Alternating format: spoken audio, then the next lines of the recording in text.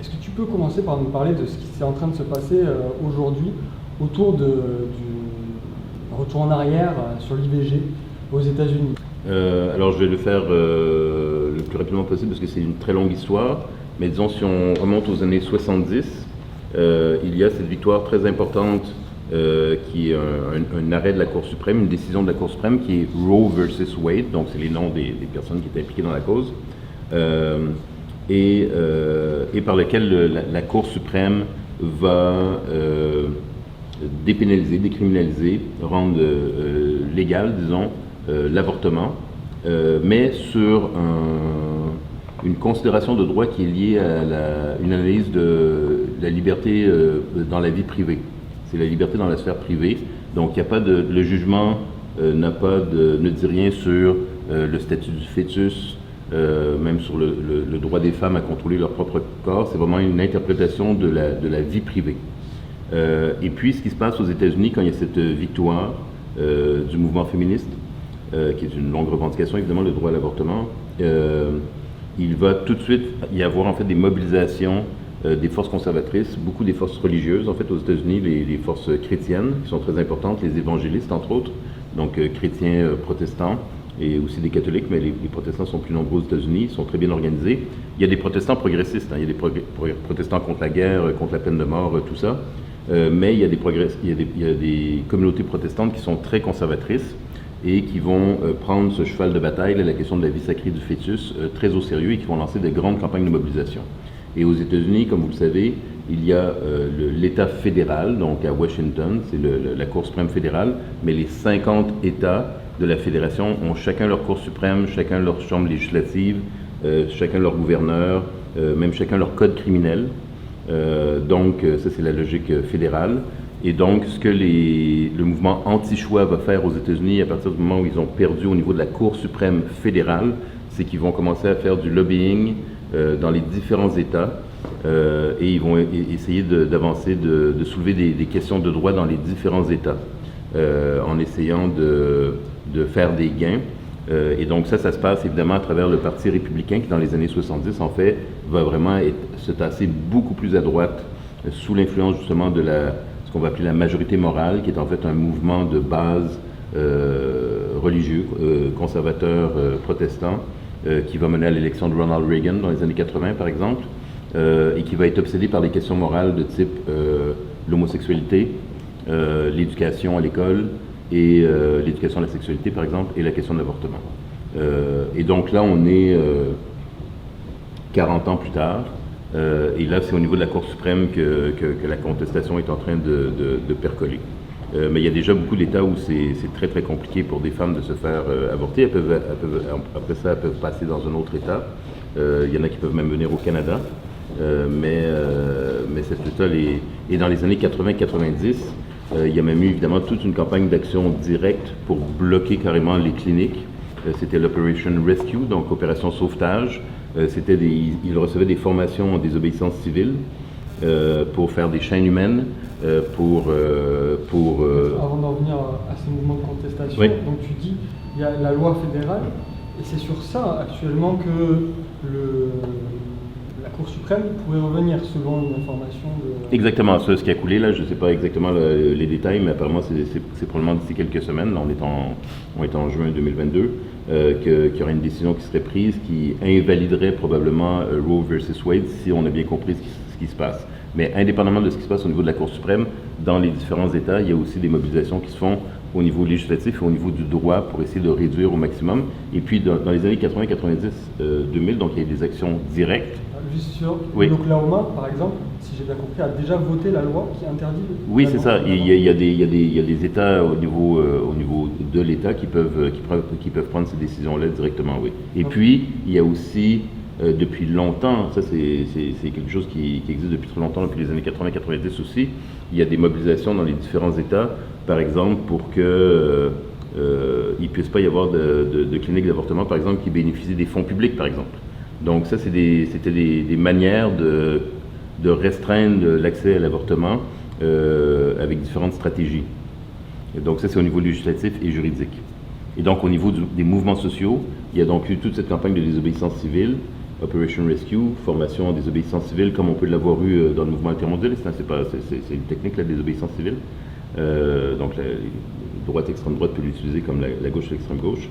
Et puis dans les années 90, ce que ça a donné aussi, c'est au niveau de la radicalisation de ce mouvement, ça a donné, là il n'y en a plus vraiment maintenant, heureusement, mais il y a eu carrément des attentats. C'est-à-dire qu'il y a eu des personnes qui sont arrivées, qui ont tué à l'arme à feu ou avec des explosifs ou avec des véhicules béliers, qui ont tué des médecins, qui ont tué des infirmières, qui ont incendié aussi des dizaines, il y a eu des dizaines de cas de cliniques d'avortement incendiées. Mais tu peux le développer, hein? Apparition Rescue, c'est le nom de... Operation Rescue. Operation. Oui, l'opération Rescousse. C'est l'idée de sauver les fœtus. Hein. Les fœtus sont des êtres humains, c'est la vie sacrée, c'est cette logique. Et donc, ils organisaient donc des formations en désobéissance civile, comment on fait une chaîne humaine autour d'une clinique, par exemple, comment on se fait arrêter aussi avec arrestation volontaire si c'est ce qui survient. Ça commençait toujours par des prières parce que ils demandaient l'aide de Dieu, évidemment, ce sont des groupes religieux, chrétiens, et ça fait en sorte que même dans certaines cliniques d'avortement, il y avait même des unités de volontaires qui protégeaient la clinique, en fait. Mais ça voulait dire aussi où il y avait la simple présence. Des fois, c'était pas une action de désobéissance civile de chaîne humaine, mais c'était simplement d'être présent devant les cliniques au quotidien avec des photos de fœtus déchiquetés, des choses comme ça, des imprécations religieuses et des insultes. Et donc, vous êtes une femme qui veut avoir une évaluation, qui veut éventuellement avoir une interruption de grossesse. Ça veut dire que vous êtes l'infirmière qui travaille là, le médecin, ça veut dire que tous les matins, quand vous passez là, vous vous faites insulter, vous vous faites crier après, vous vous faites interpeller, montrer des images, et quand vous ressortez le soir, à chaque fois, c'est le même scénario. Et le fait qu'aujourd'hui, on en soit à se demander si Roe versus Wade ne va pas être annulé, revisité, etc., ça veut dire que cette force politique conservatrice, elle a gagné en puissance. C'est elle qui est à la base de ça. Comment c'est organisé un peu? Oui, tout à fait. C'est sur les forces conservatrices, absolument. Parce que de toute façon, c'est une des... la question de l'avortement, il y a ça en France aussi, hein, il y a ça au Québec, il y a toujours des forces conservatrices, souvent des forces religieuses, chrétiennes, catholiques en France, qui contestent le droit des femmes à se faire avorter. Ça, c'est pas quelque chose de nouveau, mais ce qui est intéressant, disons, d'un point de vue de l'analyse par rapport à ce qu'on voit aux États-Unis par rapport à ça, ça nous rappelle quelque chose qu'il faut toujours se rappeler, parce qu'on l'oublie souvent, que ce qu'on appelle l'évolution des sociétés, ou le caractère progressiste de l'histoire est en partie illusoire. Il y a des rapports de force, vous connaissez l'expression, j'imagine. Et donc, il y a des rapports de force constants. Et donc, dans la mesure où il y a des rapports de force, on peut avancer ou on peut reculer, on peut avoir des victoires, et les victoires ne sont jamais finales. Et pour ce qui est des droits des femmes à l'égalité, à la liberté, à l'autonomie, à la sécurité dans le bon sens du terme, c'est-à-dire que leur corps ne soit pas violenté, il y a des avancées, il y a des reculs. Et des fois, il y a des choses qui se font en parallèle aussi. Donc, par exemple, aux États-Unis, si on revient à la question du féminisme, clairement, tout le mouvement MeToo, c'est quelque chose de très important pour les femmes aux États-Unis, pour le mouvement féministe aux États-Unis. C'est une mobilisation extrêmement importante, significative, c'est lié à des gains, mais vous pouvez être dans les mêmes années en train de faire des gains sur un front et puis de reculer sur un autre. Est-ce qu'il y a des noms qu'il faudrait que les Français aient en tête d'organisations contre l'avortement aux États-Unis, desquelles qui gagnent du terrain aux États-Unis? Là, vous me posez un quiz, là, je vais échouer lamentablement. Mais je pense qu'il y a des organisations de type American for Life, donc Américain pour la vie. Il y a des organisations qui sont trans-étatiques aux États-Unis, qui organisent de la mobilisation, qui fournissent du matériel, des formations, en particulier sur les campus. Donc on entend tout le temps que les campus aux États-Unis sont contrôlés par les féministes et les antiracistes. On entend ça depuis les années 60. Aujourd'hui, on parle des woke. Avant, on parlait de la political correctness, de la rectitude politique.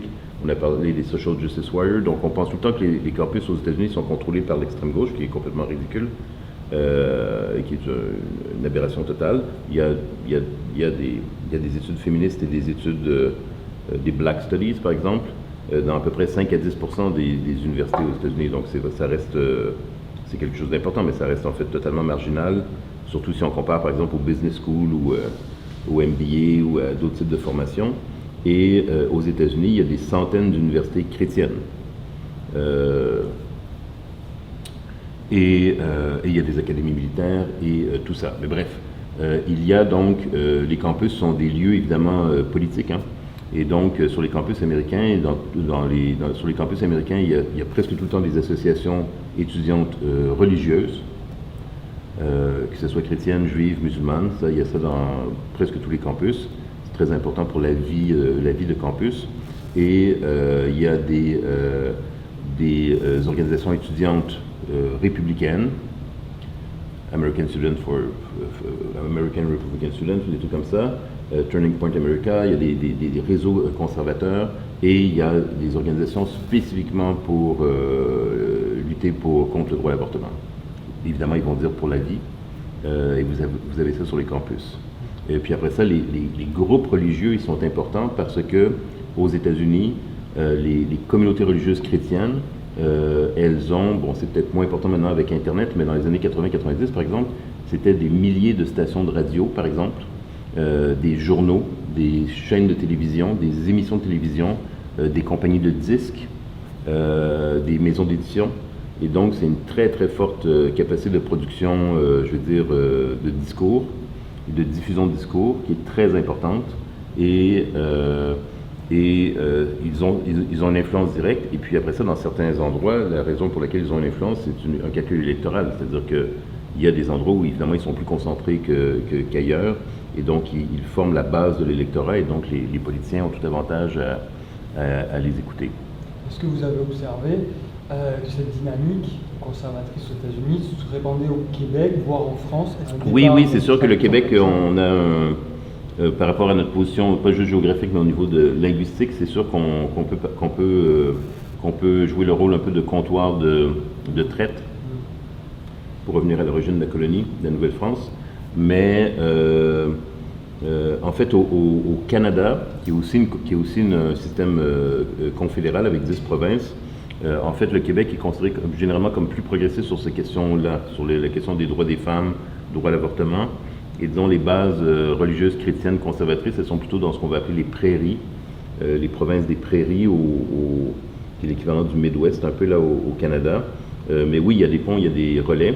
Et la sociologue Mélissa Blais, par exemple, et Véronique Pronovo, qui est une doctorante en sociologie aussi, qui travaille sur l'extrême droite aux États-Unis sur les questions d'avortement, avec Mélissa Blais, Audrey Gonin et d'autres, la Fédération québécoise pour le planning des naissances, avait fait une enquête il y a quelques années, et elles ont vu que, en fait, arrivait au Québec une pratique qui avait été développée aux États-Unis par les groupes religieux, qui est très insidieuse. C'est les groupes religieux ouvrent des cliniques de santé en maternité, et quand vous allez sur le site internet, vous pouvez facilement croire que c'est un endroit où vous pouvez avoir un service d'avortement.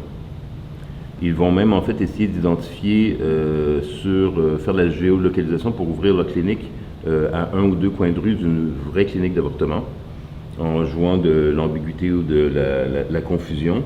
Et quand vous êtes une femme et que vous arrivez sur place, en fait, rapidement, vous réalisez qu'en fait, il n'y a absolument aucune offre d'avortement. Et en fait, on va commencer à vous parler de la vie sacrée, mais on va vous offrir aussi d'autres types d'aides dans une perspective, disons, caritative, pour vous encourager à garder le bébé. Donc, on va vous expliquer pour le moment que vous pouvez le faire adopter, on va vous expliquer qu'il peut y avoir des paniers alimentaires, de l'aide, un peu d'aide financière, des choses comme ça. Et donc, ça, c'est quelque chose qui est arrivé au Québec il y a à peu près une douzaine d'années. Et ça vient directement des États-Unis. Là. Il y a un lien direct. Et ça se prolonge jusqu'en France? Alors, en France, est-ce qu'il y a ce type de clinique? Pas ce type de je vais vous laisser faire le boulot. Ouais, j'ai jamais vu. Oui. Mais est-ce que j'ai déjà vu un reportage ou quelque chose là-dessus en France? Ça serait à vérifier. Mais je pense que ma compréhension, mais je ne suis pas spécialiste des mouvements, par exemple, catholiques en France, par exemple, sur la question de l'avortement, donc je ne veux pas dire de bêtises, mais je pense que leur influence la plus forte, c'est directement le Vatican, en fait. Et les réseaux catholiques européens, plutôt que les États-Unis, c'est ma compréhension. Ça passerait pas par là. Mais en France, il ne faut pas oublier que la France a gardé ses colonies, hein, et donc elle a juste changé les noms. Et donc, moi j'ai fait quelques entretiens avec des féministes en Guadeloupe, Martinique, Guyane, et elles disent que un des problèmes pour les féministes et pour les femmes dans les dom-toms des Antilles françaises, c'est les groupes évangélistes chrétiens, protestants, et c'est le poids de la religion catholique et des groupes protestants. Et là-dedans, il y a des groupes protestants qui sont financés des États-Unis. Okay. Et sur la question de l'avortement, ils rigolent pas beaucoup. Quels sont du coup les modes d'organisation des féministes? Dans quel lieu elles se retrouvent aux États-Unis, au Québec? Comment elles luttent? Je vais vous parler du Québec plus spécifiquement peut-être. Le mouvement féministe au Québec, il est bien structuré. Le Québec reste une société où tendanciellement c'est plus avantageux d'être un homme. Tendanciellement, en fait, les hommes, on occupe encore en majorité les lieux de pouvoir, que ce soit en politique, en économie, dans le sport, dans ce qu'on appelle le crime organisé, dans les milieux culturels, à l'université, dans les institutions religieuses, évidemment. Et donc le conseil des ministres, les chefs de parti, etc. Donc là, les hommes québécois, ils sont bien positionnés. Et puis il y a encore des statistiques qui sortaient il y a quelques jours sur les écarts de salaire, les écarts de revenus, qui sont à peu près de 10% entre les hommes et les femmes. Et dans les classes supérieures les plus diplômées, en fait, les écarts sont plus importants. Ça peut aller jusqu'à presque 20% d'écart après 5 ans dans des couples de surdiplômés. Par ailleurs, il y a cette inégalité-là qui se perpétue. Il y a des féminicides, évidemment, malheureusement. Les violences contre les femmes, elles existent au Québec.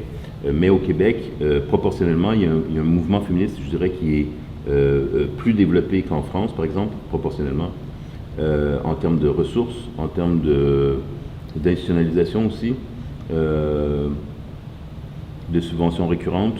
Et donc, quand je parle de ressources, par exemple, c'est les refuges, les centres de jour pour femmes, les maisons pour femmes. Il y en a beaucoup plus proportionnellement au Québec qu'en France.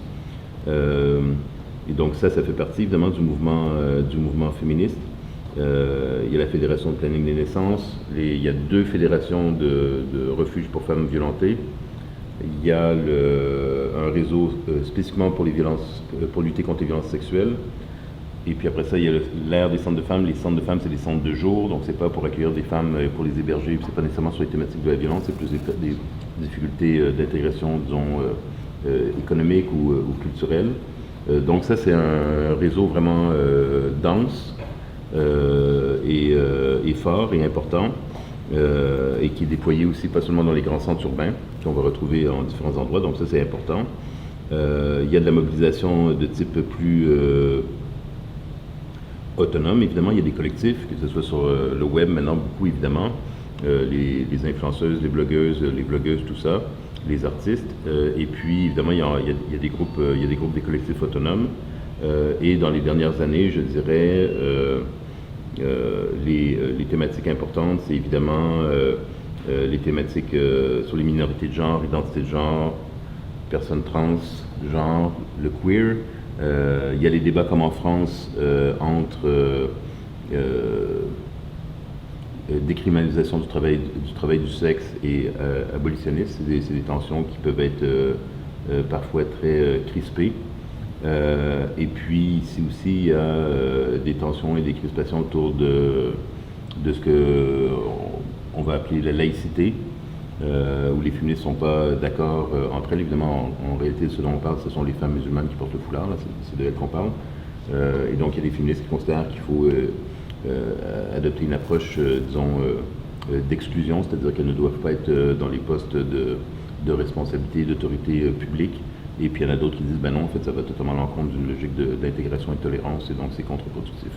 Donc, ça, c'est des polémiques que vous avez, évidemment, des débats que vous avez évidemment en France. Et là, dans ce cas-là spécifiquement, il y a des allers-retours, évidemment, entre les débats en France et les débats au Québec. Vous avez étudié donc, le mouvement masculiniste. Votre étude, elle a porté aussi sur la France Alors, nous, avec Mélissa Blais, donc sociologue, et d'autres, Diane Amoureux, en France, il y a l'historienne Christine Barr, entre autres, qui travaille sur l'antisémitisme et le masculinisme. Donc, on a travaillé sur le masculinisme dans les années 2008, 10, 12, surtout sur le Québec. À l'époque, c'était beaucoup, ceux qui attiraient l'attention, c'était beaucoup les groupes de pères séparés, divorcés, qui disaient que les tribunaux étaient systématiquement contre les pères, que les femmes et les avocats, c'était une sorte de coalition qui visait à les ruiner, elle a retiré la garde des enfants, elle les présentait comme des hommes violents, il disait que c'était faux. En France, vous avez eu un écho de ça au printemps 2013, il y a eu le printemps des pères, des pères qui sont montés sur des grues à Rennes, entre autres, en déroulant des bannières, en disant qu'ils étaient privés de voir leurs enfants. Quand ils sont descendus des grues, les journalistes ont réalisé qu'en fait, ils avaient peut-être quelques soucis avec la justice, puis ils avaient plutôt comme non respecté le partage de la garde partagée, qu'ils étaient partis avec les enfants et que c'était des hommes violents, mais ce qui est le cas ici aussi, en partie ici, là. Et donc, oui, donc on avait pas mal étudié ça dans les années 2008, 9, 10, 12, 13, avec Mélissa Blais sur le mouvement masculiniste. Depuis, évidemment, il y a eu l'explosion du Web 2.0. Et donc ça a créé tout un espace de diffusion des idées antiféministes et de réseautage masculiniste, c'est-à-dire cette idée que les hommes sont en crise, que les femmes prennent trop de place, que les féministes dominent la société, qu'il n'y a plus de place pour les hommes, que les hommes sont souffrants. Et voilà. Et avec Mélissa, on a mené aussi des entretiens avec des féministes en France pour essayer de voir comment l'antiféminisme s'exprime ou comment l'antiféminisme se mobilise pour nuire aux femmes et aux féministes. Et on a fait comme 2 séries d'entretiens. On a fait en 2013 et on en a refait en 2019. Et là, ça nous a permis de voir justement que les choses bougent selon le contexte. Donc 2013, on était en plein dans le printemps des pères, ce que je viens de présenter là sur les hommes à la grue qui disaient que les pères étaient systématiquement discriminés en France. Et puis en même temps, il y avait les mobilisations contre le mariage pour tous. Donc là, 2013, c'était vraiment un moment très important d'une double mobilisation antiféministe. Le mariage pour tous était antiféministe, mais aussi homophobe, évidemment. Et puis quand on est revenu en 2019 et qu'on a fait une autre série d'entretiens sur l'antiféminisme en France, là, on était beaucoup plus dans la période post-MeToo. Donc c'était les enjeux de violence et puis toute la revendication d'imposer, donc que les féministes arrivent à imposer, entre autres médiatiquement, le terme féminicide, quand on parlait d'homicide conjugal. Et donc évidemment, les jeux de résistance sur cette question-là. Donc on n'entendait plus tellement parler des groupes de pères séparés divorcés, mais on entendait beaucoup parler des discours qui disaient oui, MeToo, les femmes, elles exagèrent, on n'a plus le droit de draguer, quand même en France, on aime les femmes, là on est des romantiques, et il faut quand même qu'on puisse continuer à avoir le droit d'importuner, parce qu'en fait c'est parce qu'on les aime qu'on fait ça. Justement, quand vous avez vu la candidature d'Éric Zemmour à la dernière présidentielle, il y a quand même quelqu'un qui a pu écrire dans ses livres que la femme était un être inférieur, qui a des discours ouvertement sexistes, machistes, oui, insultants, etc. Vous l'avez compris dans cette dynamique-là? Comment vous l'avez analysé? En fait, quand j'ai appris la candidature d'Éric Zemmour, j'ai surtout compris que j'allais perdre beaucoup d'heures à écouter des YouTube et des trucs comme ça dans les prochaines semaines, ce qui est arrivé, parce qu'à chaque jour, quand je me levais avec le décalage horaire, j'essayais de voir ce qu'il avait fait et dit pendant la journée. Éric Zemmour, avec Mélissa et d'autres, là, nous, on a lu son livre Le Premier Sexe en 2006, là, le Premier Sexe, qui est un livre misogyne, homophobe, antiféministe ouvertement. Et puis le dernier tiers du livre Le Premier Sexe, il crée un alliage entre ses obsessions misogynes antiféministes et ses obsessions racistes et islamophobes.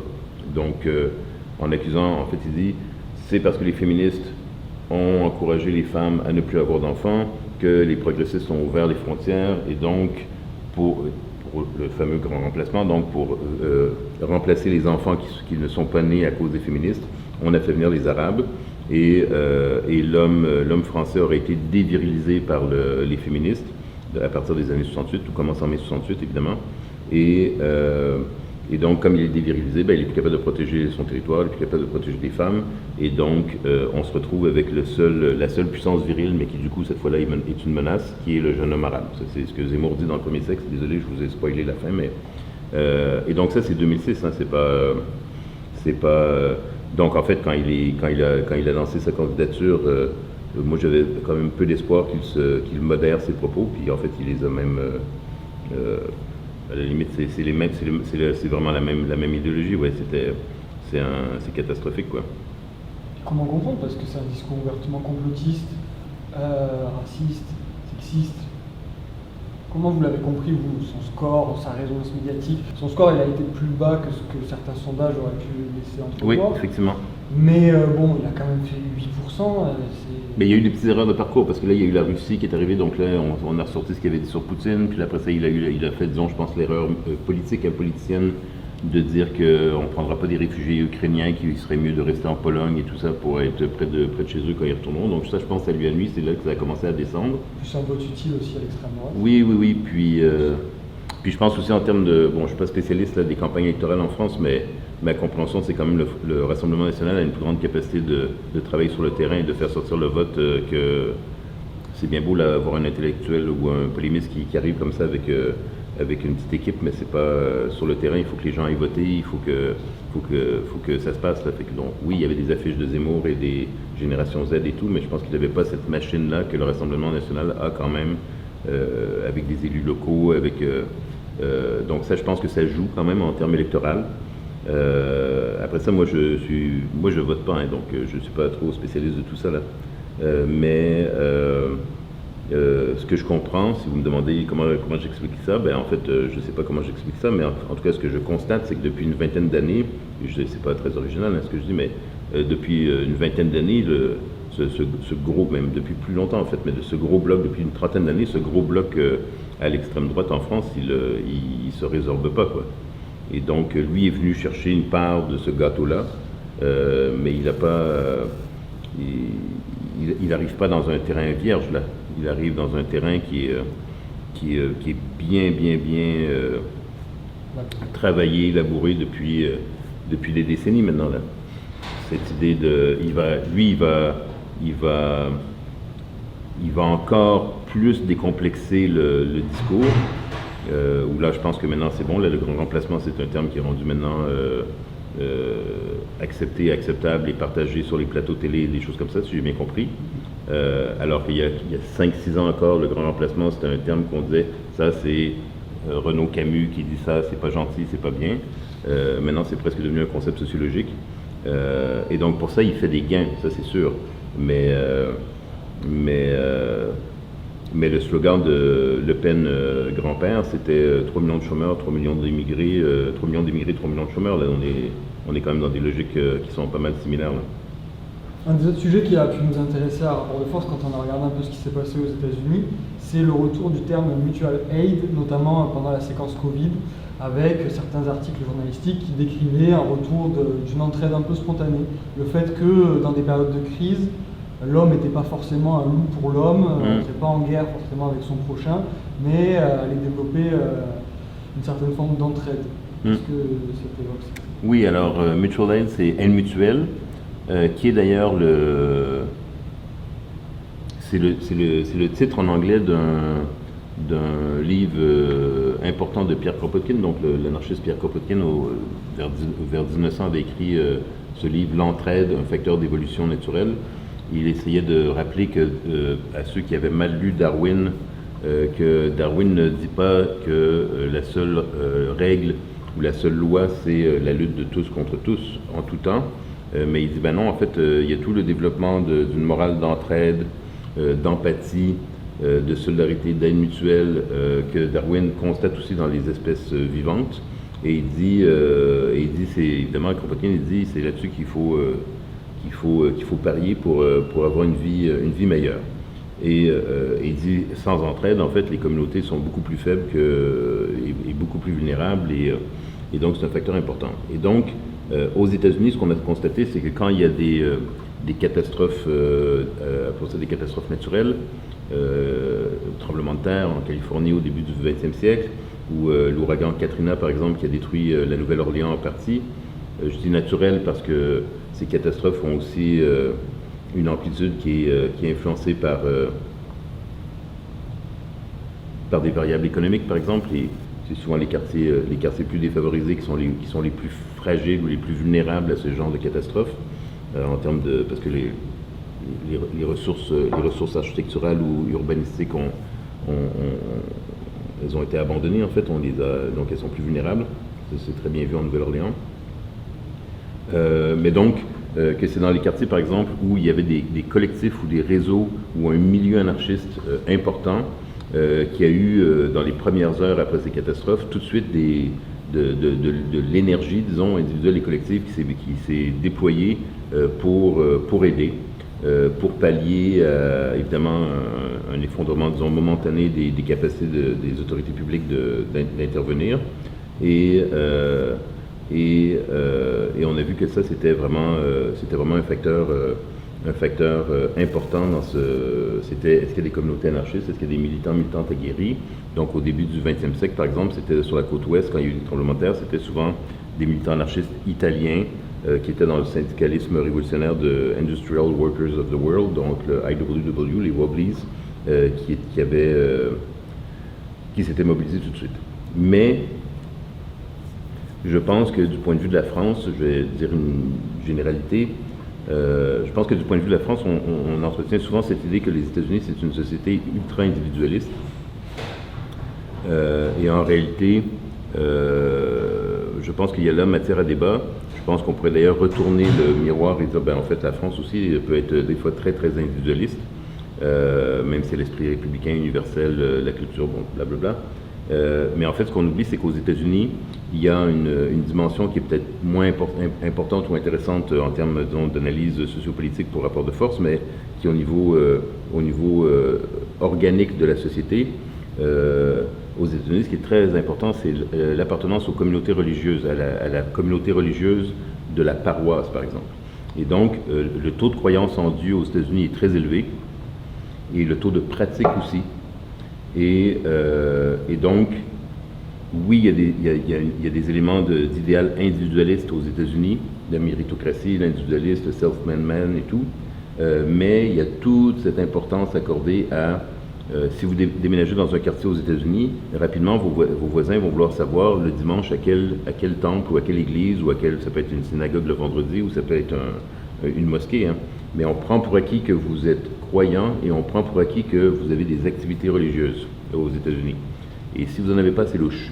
À travers ça, qu'est-ce qui se constitue? C'est quelque chose évidemment de très ancien. C'est un esprit de communauté, un esprit de corps. Indépendamment de ce qu'on pense de la religion, de Dieu et des institutions religieuses, elles ont tout un volet caritatif d'entraide par ailleurs. Donc évidemment, on peut être très conservateur, on peut être très critique de ces organisations-là, mais il y a généralement un côté caritatif. Vous avez ça chez les musulmans, vous avez ça chez les juifs, vous avez ça chez les chrétiens. Et donc dans des situations de catastrophes naturelles ou sanitaires, elles peuvent acter ou mettre en place des réseaux de solidarité qui peuvent être très importants, souvent fondés sur du bénévolat des femmes d'ailleurs, souvent, mais qui peut effectivement être très important. Donc il y a évidemment les réseaux militants, mais il y a tout ce tissu religieux qui est très important.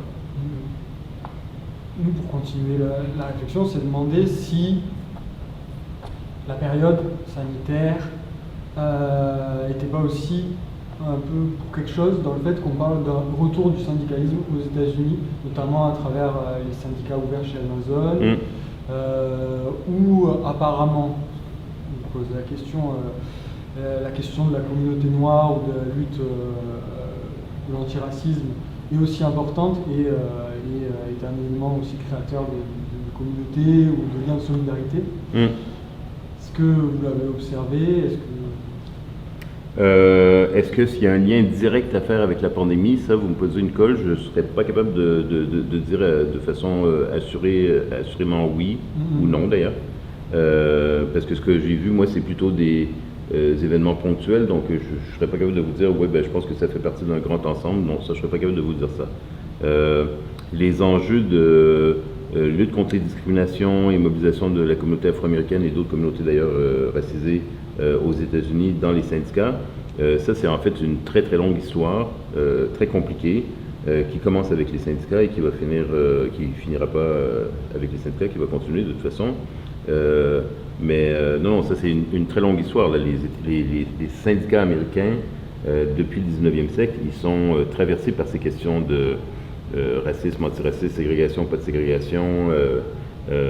Ils font partie de la société, hein, donc dans la mesure où ces enjeux-là sont très structurants dans la société américaine, surtout la question afro-américaine. Avec la fin de l'esclavage à la fin du 19e siècle, vous avez toute une population qui était très, très, très, très, très précaire au niveau économique. Ils étaient libres, mais avec à peu près aucun moyen. Ils étaient souvent d'ailleurs, ils restaient souvent dépendants d'ailleurs de l'ancien propriétaire d'esclaves. Il y a eu, oui, il y a eu des choses, il y a eu des moments où c'était pas glorieux du tout. Il y avait des syndicats qui refusaient l'intégration d'Afro-Américains, y compris dans la fonction publique, des femmes ou des hommes qui étaient syndiqués qui disaient nous on veut pas partager notre vestiaire ou partager la cantine ou partager même l'espace de travail avec des Afro-Américains ou des Afro-Américaines sous des prétextes fallacieux que il y avait des enjeux sanitaires ou de maladies ou des choses comme ça. Il y a eu, au début du 20e siècle, il y a eu plusieurs campagnes par les grandes centrales syndicales appuyées, en fait des alliances entre les partis politiques et les grandes centrales syndicales de la côte ouest des États-Unis qui se mobilisaient pour des lois contre le travail, contre ce qu'on appelait en fait le travail des Chinois. Donc il y avait toute une main-d'œuvre qui traversait le Pacifique pour venir travailler aux États-Unis, qui arrivait de Chine. Et c'était l'argument qu'il venait voler le job des bons travailleurs américains. Et donc là, il y avait Industrial Workers of the World, donc le IWW, qui ont toujours eu une position, disons, de mobilisation plutôt dans des emplois plus précaires et qui étaient dans des positions où ils dénonçaient ce genre d'alliance entre politique et syndicats, d'alliance raciste en fait aux États-Unis. Et il y a des sortes de discours célèbres du début du 20e siècle, des IWW qui disaient mes camarades sont blancs, sont noirs, sont jaunes, sont rouges, sont verts, sont bleus, ça n'a aucune importance, nous sommes tous des frères, des sœurs, travailleurs du monde, unis. Donc le principe oui, un principe fondamental du socialisme et du syndicalisme bien compris, qui est la logique internationale et de solidarité internationale et prime parce Philippe Corcuff en a beaucoup parlé depuis quelques années, il revient beaucoup sur cette question-là, sur ses travaux sur le confusionnisme idéologique en France, sur le fait que une partie de la gauche et de l'extrême gauche dit ben non, il faut qu'on revienne il faut qu'on s'approprie nous aussi des thèmes de la droite et de l'extrême droite comme des thèmes d'identité, des thèmes de protection contre l'Europe par exemple, parce qu'on perd pied. Et Corcuff dit non, il faut revenir en fait à la tradition cosmopolite et internationaliste de la gauche et de l'extrême gauche. C'est ça qui faisait notre force et c'est ça qu'on devrait garder comme objectif. Donc, pour revenir aux États-Unis, oui, cette question des rapports entre les luttes pour le travail, le droit au travail, les conditions de travail, le syndicalisme, les partis politiques et les clivages raciaux, les enjeux racistes aux États-Unis, ça les a toujours traversés. Et donc ça continue aujourd'hui. Ça se mélange avec le mouvement des droits civiques, avec Black Lives Matter, mais même s'il n'y avait pas Black Lives Matter, même s'il n'y avait pas, il y aurait ces débats-là entre salariés et syndiqués. Est-ce que c'est la même chose aussi? Parce qu'en France, pour le coup, on a un peu l'impression, alors pas que c'est des questions qui émergent, mais en tout cas que les syndicats, les directions confédérales s'en emparent un peu plus de la question de l'antiracisme en ce moment, ou tentent quelque chose, et aussi, pas de la même manière, et mieux pour le coup, de celle du féminisme. Oui. Et encore une autre de celle de l'écologie. Oui. Voilà. C'est quelque chose d'assez récent, en tout cas, dans les têtes des syndicats en France. Est-ce qu'aux États-Unis, au Québec, c'est des choses qui arrivent aussi, qui sont là depuis plus longtemps? Mais en fait, je pense que les États-Unis, le Québec et la France, on fait partie quand même de réseaux transnationaux qui sont impactés depuis 10 ans par ces très fortes mobilisations. Du côté du féminisme, c'est la question des dénonciations des violences sexuelles. Donc les vagues de MeToo, moi aussi, qui ont eu de très forts impacts et qui ont été facilités par les nouveaux médias sociaux. Et puis au niveau du racisme, il y a Black Lives Matter, qui est un mouvement très important, qui a eu vraiment un impact, et qui a eu 2 vagues aussi, hein, c'est 2013-2014, puis après ça c'est revenu avec George Floyd, mais il y a eu Ferguson, Michael Brown en 2013-2014 là. Donc Black Lives Matter, il est maintenant, il a presque 10 ans là. Et donc, c'est des mobilisations sociales qui sont importantes, qui sont significatives et qui, comme vous dites, qui ont un impact ailleurs, même chez les politiques, dans les universités, dans les médias et dans les syndicats, tout à fait, c'est normal. Après ça, moi, je ne peux pas prédire l'avenir, hein, mais on sait très bien que ça peut être comme ça maintenant, puis dans 3, 4, 5 ans, pendant 10, 12, 15 ans, on n'en aura presque plus parlé dans certains réseaux, parce que ces mobilisations-là font partie d'un certain passé, et c'est pas... Il y a des allers-retours, il y a des gains, il y a des avancées, puis il y a des reculs et des oublis. Hein. C'est pas... Moi, je pense que moi, je suis plutôt pessimiste dans la vie, donc... mais je vois qu'en ce moment, oui, il y a ces moments-là, ces mouvements-là, leur voix porte. Il y a des ondes de choc et ça fait bouger les choses. Ça fait des réactions, ça fait aussi du backlash, hein, ça fait aussi de la contre-réaction. Mais... Justement, ça heurte une tradition, une stratégie qui est propre au syndicalisme, et qui est normale, puisque le syndicalisme commence dans le monde du travail, qui est un peu celle de... on lutte avant tout pour des conditions économiques, on a davantage un discours porté sur la classe. Oui. Et donc en France, on observe aussi des formes de résistance, à dire nous ne nous dispersons pas, à essayer d'avoir des luttes féministes ou antiracistes. Non, mais ça c'est ridicule. De toute façon, ça fait 150 ans qu'on entend ça et c'est pas de la dispersion. C'est au contraire, c'est de l'analyse sociopolitique et même de l'analyse socio-économique. C'est comme ça qu'il faut le voir. C'est pas de la dispersion. C'est que il faut être... On s'en sort pas si on a juste... De toute façon, ça veut rien dire de rester sur seulement une analyse de classe, ça veut rien dire, parce qu'en fait, c'est être déconnecté de ce qui se passe sur le terrain, des luttes concrètes et réelles, des gens qui se mobilisent concrètement. Donc, c'est une position abstraite, théorique et confortable. Et dans la réalité, ben oui, il y a des mobilisations avec des revendications spécifiques et des enjeux spécifiques. Si vous êtes une femme d'origine africaine qui travaille dans des grandes chaînes d'hôtels, ben, vous pouvez décider que vous parlez juste de la classe et vous ne parlez pas de sexe et vous ne parlez pas de discrimination raciale. C'est juste que votre syndicat fait un travail de pourri parce qu'il rate comme 2/3 des problématiques que vous avez concrètement en termes d'employés dans ce milieu de travail qui est structuré aussi par le sexisme et le racisme. Vous avez juste à regarder là, l'équipe de travail, là, à quoi il ressemble. Là. C'est pas 25 Robert Dupont là, qui font les chambres. Là. Et puis vous avez ça dans plein de secteurs d'emploi. Et donc, quand des leaders syndicaux, des intellectuels disent qu'il faut revenir à la classe, puis on se disperse, puis il n'y a plus de sujet unique, puis ça nous affaiblit, etc. Moi, je ne comprends pas qu'est-ce qu'ils voient en fait. Au contraire, c'est une force quand des femmes de ménage racisées se mobilisent pour lutter au niveau du travail, sur le front du travail, en tant que syndiqués ou de pas syndiqués d'ailleurs, de faire des grèves illégales ou font des rapports de force, etc. Ben, c'est une lutte de classe, oui, mais qui est aussi nécessairement imbriquée à une lutte féministe et une lutte antiraciste. C'est ça leur expérience, et c'est comme ça que le capital, c'est comme ça que le capitalisme aussi travaille la masse des salariés. Là. C'est-à-dire? Ben, le capitalisme crée des canaux, des canalisations où il va y avoir des secteurs très discriminés, très précaires, très, très fragilisés, où qu'est-ce qu'il embauche? Ben, des femmes racisées. C'est ça qu'il fait, c'est ça qu'on voit là, c'est pas un hasard là. Les choses se passent et il y a des secteurs d'emploi où ben, c'est principalement des hommes blancs avec une formation technique. Il y a d'autres zones d'emploi. Donc le capitalisme lui-même, le patronat, etc., il va chercher ses salariés dans différentes catégories. Là, c'est pas juste une classe ouvrière. Là, il met pas une annonce genre membre de la classe ouvrière, cherchons membre de la classe ouvrière pour emploi mal payé avec harcèlement sexuel. Là, c'est pas comme ça qu'il fait ça. Là. Ils embauchent des femmes racisées. C'est une stratégie de l'employeur.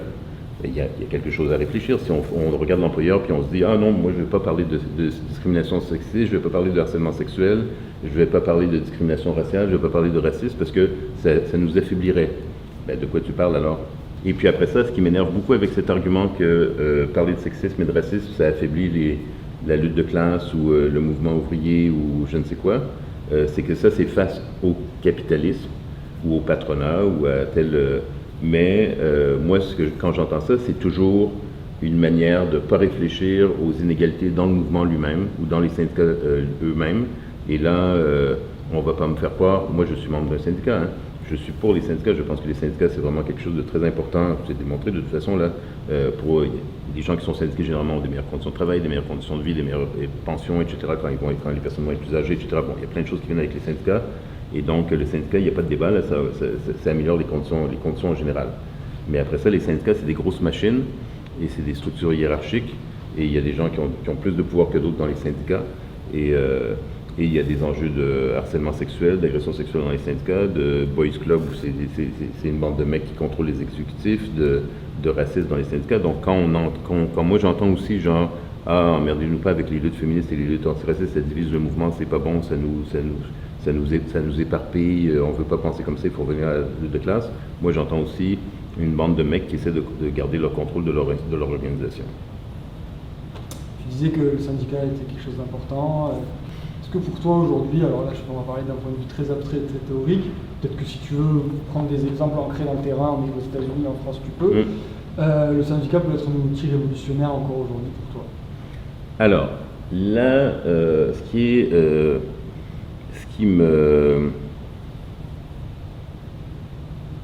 que j'aime bien quand on parle avec les gens en France, c'est que vous parlez tout le temps de révolution. Moi, j'ai déjà dit que j'étais pessimiste. Moi, je ne pense pas tellement en termes de révolution. Moi, je pense qu'on est révolutionnaire quand il y a une révolution. Quand il n'y a pas de révolution, on n'est pas révolutionnaire. On peut avoir des discours, où on peut avoir des aspirations, où on peut avoir des modèles, où on peut s'imaginer des histoires. Mais moi, je ne comprends pas vraiment. J'ai jamais trop compris qu'est-ce que c'est être révolutionnaire quand il n'y a pas de révolution. Faire une grève, c'est pas révolutionnaire. Organiser une manif, c'est pas révolutionnaire. Pour qu'on soit des révolutionnaires, il faut qu'il y ait une révolution. Et moi, ma compréhension, c'est que souvent, quand il y a une vraie révolution, les personnes qui sont prises dans la révolution, des fois, 2-3 mois avant, ils ne savaient pas qu'ils allaient faire une révolution. Ils ont peut-être commencé par une pétition, ils ont peut-être commencé par une grève, ils ont peut-être commencé par une manif. Et puis là, il s'est passé quelque chose, et puis là, il y a eu un enchaînement de situations, et puis après 2, 3, 4 semaines, 2 mois, 3 mois, les gens réalisent, ah ben mince, on est dans une révolution en fait. Et puis après ça, ils se font massacrer, puis c'est fini. Mais, et donc moi, à part si vous me parlez, mais j'imagine qu'on ne va pas parler de ça ici, que vous connaissez des groupes clandestins en ce moment qui se pratiquent pour manier les armes, je ne sais pas trop quoi, pour déclencher une révolution en France pendant le 2e quinquennat de Macron. Si on parle de ça, là, je pourrais dire oui, bon, ces gens-là, ok, c'est des révolutionnaires dans le sens, ils sont concrètement en train de se préparer de manière organisée, comme c'est arrivé dans les années 80, 90, comme c'est arrivé en Amérique latine, comme c'est arrivé ailleurs. Mais sinon, si on est comme ça entre nous, on peut avoir un idéal anticapitaliste, on peut espérer un idéal anti-étatiste, un idéal anarchiste, un idéal communiste, on peut avoir des idéaux, mais les pratiques concrètes, pour moi, que je vois autour de moi, elles ne sont pas révolutionnaires dans le sens faire la révolution. Et les syndicats que je connaisse, même les syndicats les plus radicaux, les plus ouvertement anticapitalistes, dans leur pratique concrète, ils ne font pas la révolution là. Je déprime tout le monde là. Non, mais du coup, je peux poser ma question sans utiliser le mot révolution. Ah, c'était pas si important. Moi, j'ai fait une fixation là-dessus. Non, c'était pas désolé. Non, mais alors du coup, je vais préciser. Est-ce que tu penses que le syndicat aujourd'hui peut avoir des victoires à tel point qu'il reprenne de manière déterminante du pouvoir aux capitalistes sur le système productif? Par exemple, est-ce que tu penses que la socialisation de certains outils productifs, de tous, si bien sûr, est possible via le syndicalisme aujourd'hui? Moi, à part quelques cas très limités de coop ou de trucs comme ça, ou d'unités de syndicales ou de collègues qui vont reprendre, par exemple, sur un mode plus autogéré, disons, une entreprise qui fait faillite ou des choses comme ça, à moins que j'ai raté quelque chose, en tout cas, moi, je ne vois pas un grand mouvement général vers ce genre de pratique. Donc non, moi ma compréhension c'est que les syndicats aujourd'hui, ils sont nécessaires, ils sont utiles, mais ils sont évidemment intégrés au système capitaliste, intégrés par l'État aussi. Ils font partie c'est pas de la cogestion là, mais ils font partie du mode de fonctionnement général du capitalisme en Occident. Et donc le capitalisme en Occident, il est déterminé entre autres par les intérêts, les volontés et les décisions du patronat, mais tout ça c'est médiatisé ou plus ou moins directement par l'État avec ses lois, ses règlements, son intervention dans le marché, certains contrôles et tout ça. Et puis les syndicats là-dedans, ils jouent aussi leur rôle. Donc les syndicats aujourd'hui sont intégrés au capitalisme dans le sens où, de par leur lutte, leurs revendications, leur rapport de force, ils vont en fait moduler ce qu'on a comme capitalisme au XXIe siècle, qui est plus qu'on avait au XIXe siècle. Et par exemple, les heures de travail, c'est parce qu'il y a des syndicats qu'on a les heures de travail qu'on a maintenant. S'il n'y avait pas de syndicats, on travaillerait probablement 4, 5, 6 heures de plus par jour, et sans doute 6 jours par semaine. Donc, mais c'est pas révolutionnaire, ça, mais oui, ça améliore la condition de vie, ça améliore les conditions de travail, ça améliore, les syndicats ont un effet d'amélioration ou d'atténuation, disons, de la violence capitaliste. En France, il y a aussi un enjeu... Mais leur capacité, là, aujourd'hui, en 2022, de vraiment ouvrir des espaces d'autogestion, par exemple, moi, je vois pas vraiment ça, là. À part des cas très, très, très ponctuels. Et dans les grandes organisations syndicales, c'est pas du tout à l'ordre du jour non plus, là, c'est pas du tout dans le projet, là, c'est pas dans les cartons, là. Ok. En France, on a eu quelques tensions à l'époque, ton livre Black Bloc date de... Oui, c'est compliqué parce qu'il y a 4 éditions, donc je pense que c'est 2004-2005 peut-être la première édition, il faudrait que je vérifie là. D'accord, et la dernière 2016, je pense. Et justement, ouais. Autour de la loi du travail, là, c'est à peu près à la même époque, là, il y a le cortège de tête, là, et tout ça. Exact. Et c'est aussi des conflits qui sont qui ont une histoire, etc. Mais en 2016, on a vu une résurgence de conflits en tout cas dans les manifestations, entre les cortèges syndicaux, justement, et le cortège de tête, une part du Black Bloc, qui sont aussi des oppositions politiques entre eux, des stratégies autonomes, des stratégies plus... Il faut dire que les autonomes ne sont pas organisés, mais en tout cas institutionnalisés peut-être. Institutionnalisés, oui. Et ça, tu as suivi l'évolution de ce conflit-là, comment tu vois? Ouais, en fait, c'était quoi? C'était, là, je me rappelle plus la date, je m'en rappelais. En juin ou juillet, 16 juin, je ne sais plus. En tout cas, bref, j'ai été dans un des cortèges de tête, c'était celui où il y a eu la manifestation, après ça, le soir, les politiques sont venus dire qu'on avait détruit l'hôpital Necker et qu'on avait mangé les enfants, là. C'était en juin. Oui. J'ai trouvé ça vraiment impressionnant. Le cortège de tête, c'était quelque chose par rapport à ce que je connais de la tactique du bloc-bloc. Donc, premièrement, les black blocs, souvent, c'est quelques dizaines de personnes vêtues en noir. Et c'est rarement en tête de manif, ou c'est à la fin d'une manif, ou c'est dans une manif où ça scinde et ça part de son côté. Mais là, ce qui s'est passé en France, cette capacité au Black Bloc et à leurs alliés, parce que dans le cortège de tête, il y avait plein de monde qui n'était pas dans le Black Bloc comme tel, mais ça créait cette espèce d'espace de solidarité, d'alliance, de marge de manœuvre qui permettait au Black Bloc par ailleurs d'agir. J'ai trouvé ça vraiment impressionnant. Je sais qu'il y avait eu des conflits, même un peu des bagarres et des bousculades les premières fois qu'ils ont essayé, puis après ça, ils ont réussi comme à imposer ça devant les grandes manifs qui étaient des manifs syndicales en réalité. Donc ça, c'est quelque chose de très impressionnant au niveau tactique. Un Black Bloc, c'est pas quelque chose de révolutionnaire, dans le sens, c'est pas le Black Bloc qui va faire la révolution, là, c'est des tactiques, c'est des manifestations, c'est le Black Bloc qui permet de cristalliser l'idée de crise, ou l'idée de conflit, ou l'idée de colère, ou de manière, disons, plus dure, plus visible, plus expressive qu'une simple bannière ou un simple slogan. Et en ce sens-là, c'est important, mais évidemment, c'est pas la même logique. Mais moi, je suis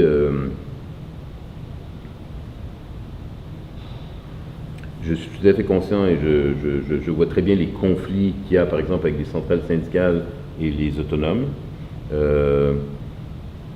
Des fois, même s'ils sont dans le même lieu, on se demande s'ils participent au même mouvement, même s'ils sont dans le même espace, dans le même événement, parce qu'ils ont des logiques et des objectifs généraux tellement différents, et des pratiques aussi qui sont tellement différentes.